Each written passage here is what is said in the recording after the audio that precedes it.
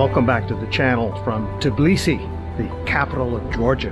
This is my second country stop as I tour the Caucasus region, and there's no better place to begin than in this city on the banks of the Kura River, home to a third of Georgia's 3.7 million people. This is a beautiful, vibrant city with a rich and colorful past, reflected in the variety of its architecture and landscapes, from the medieval ruins of the Old Quarter to the forward-looking multicultural vibe that epitomizes much of what else that's here, set in a gorgeous valley that looks up to the Caucasus Mountains, and with so much to offer just a short distance away.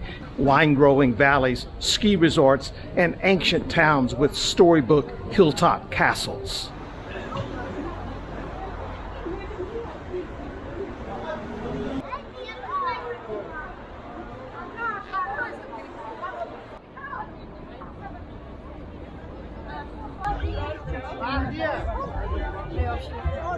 This bow-shaped steel and glass pedestrian bridge opened in 2010 and has become not only a tourist attraction, but one of the most well-recognized landmarks in Tbilisi. The bridge connects the Old Town to what has become Tbilisi's most popular contemporary showpiece and gathering place, Rike Park. Especially on weekends, it's where Tbilisiani young and old come to relax.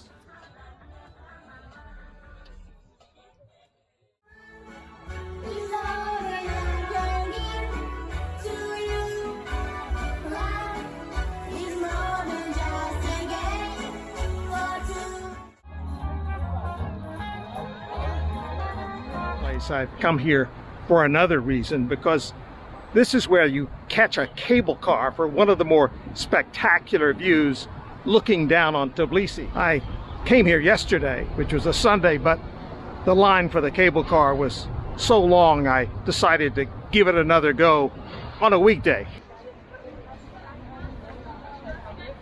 Well, this looks more reasonable.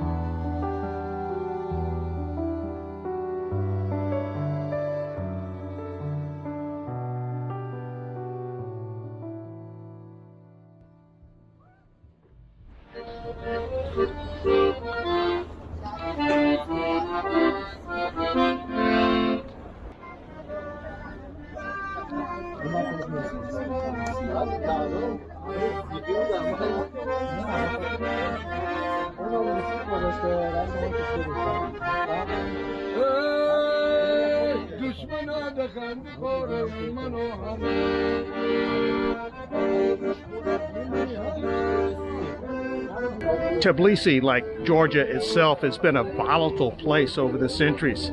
But there's one landmark that's been a constant, and that's Narikala Fortress. Legend has it that this fort was built in the 5th century. This may be one case of a place being older than its legend.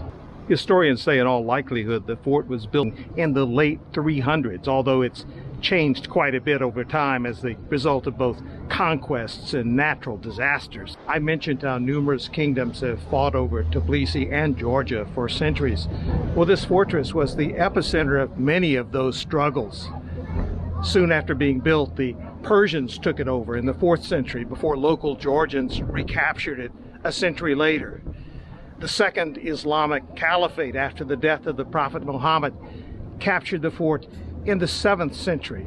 The Georgians under David the Builder got it back in the 9th century, and on it goes up until the days of, well, another Persian occupation, either directly or by vassal kings, and of course by the Russian Empire, and later the Soviet Union.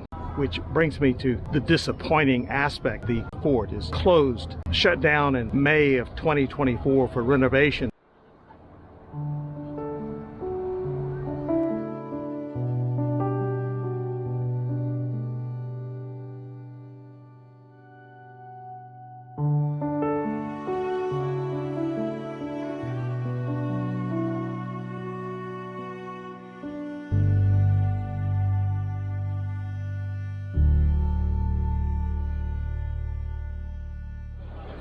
just three of us in the cabin, and the views were spectacular.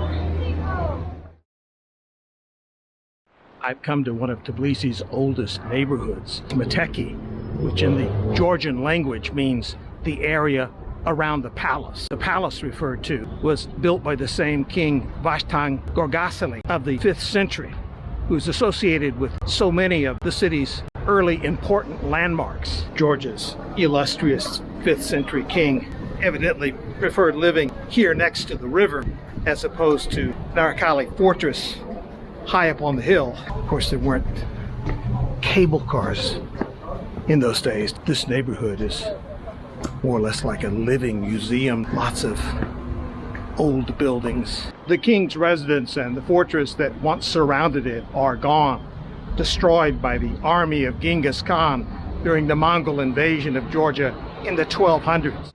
But one of Tbilisi's most iconic landmarks is still here, the 13th century Metekhi Church on a rock overlooking the Kura River, having been built after the Mongols came and went. It's a wonder that the church is here at all. In the Soviet era, during Stalin's great purges of the 1930s, it was slated to be demolished, and it would have been, except for stubborn opposition from a group of Georgian intellectuals. In the end, the building was spared, even though the Soviets turned it into a theater. In 1988, the communist leadership, whose time was about up, acceded to converting the theater back to a functioning church. Because of its location at the crossroads of Europe and Asia and its proximity to the ancient Silk Road, this rugged and beautiful country has been a point of contention for various powers. The population, at least nominally, is mostly Eastern Orthodox, but Tbilisi has long been home to people of many cultures, ethnic groups, and religious backgrounds. You see that reflected in the architecture here, a mix of medieval, neoclassical, Beaux Arts, Art Nouveau, Stalinist, and modern. Down through the ages, Persians, Arabs, Mongols, Romans, Turks, Byzantines, and others have had turns dominating what is today Georgia. Imperial Russia had its turn, and after a brief period of independence when the Tsars fell, the Soviets took control in the 1920s until Georgia regained its independence in 1991. I'm on busy Rustaveli Avenue, considered to be Tbilisi's main thoroughfare because so many of the city's important civic and government landmarks are located here. The heart of it stretches 1.5 kilometers from Rustaveli Square behind me to Liberty Square, sometimes called Freedom Square, up ahead. Along this stretch, you'll find the city's Opera Hall, the Academy of Sciences, the Museum of Arts, the Georgian National Museum, and other cultural institutions. The avenue is also home to Georgia's Parliament building. And as you get near the city's most prominent civic square, there's a major subway station beneath a large shopping mall. Just beyond is Liberty Square with its iconic 19th century granite column. Originally, it was named for the Imperial Russian general who conquered the Armenian region around Yerevan for the Russian Empire. During Soviet times, it became Lenin Square. A giant statue of Lenin stood atop the obelisk. It was replaced after Georgia regained independence in 1991. It was here in 2005 that then President George W. Bush appeared with the president of Georgia before a throng of 100,000 people when a would-be assassin tried to kill them both by tossing a live hand grenade. The grenade didn't detonate and neither was harmed. Rustaveli and some other major arteries may be the most famous thoroughfares in Tbilisi, but the most pleasant places are sort of a take your pick among the many quiet, cobbled old streets of the old quarter. I'm walking down one such street now filled with nothing but outdoor eateries. Very relaxed vibration here. This is Sioni Cathedral, or as it's commonly referred to, Tbilisi Sioni. The first iteration of this church began to be built in the 5th century by the then Georgian king of the region of Iberia, of which Tbilisi was the principal city, and which became the core of what evolved as today's Georgia. This cathedral had a remarkable run as the most influential house of worship in Georgia. It functioned throughout the Soviet era and was the preeminent church in Tbilisi for more than 1,500 years, until the enormous new Holy Trinity Cathedral was built in 2004. This church was not built with modern tourism in mind. It is scrunched on one side next to a very narrow cobbled street that's elevated from it, and on the backside from a broad boulevard up against the Kura River.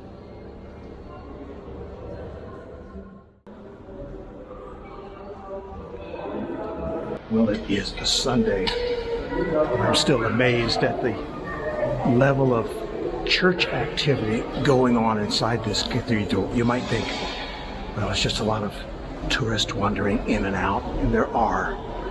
But I just passed a baptism out in the main hall now. There's a wedding taking place sort of quietly up at the front, not far away, as I went over to sit on a bench and sort of take the whole thing in. A cleaning lady comes past me doing her daily sweeping. And I'm reminded that sometimes the magical happens beside the mundane.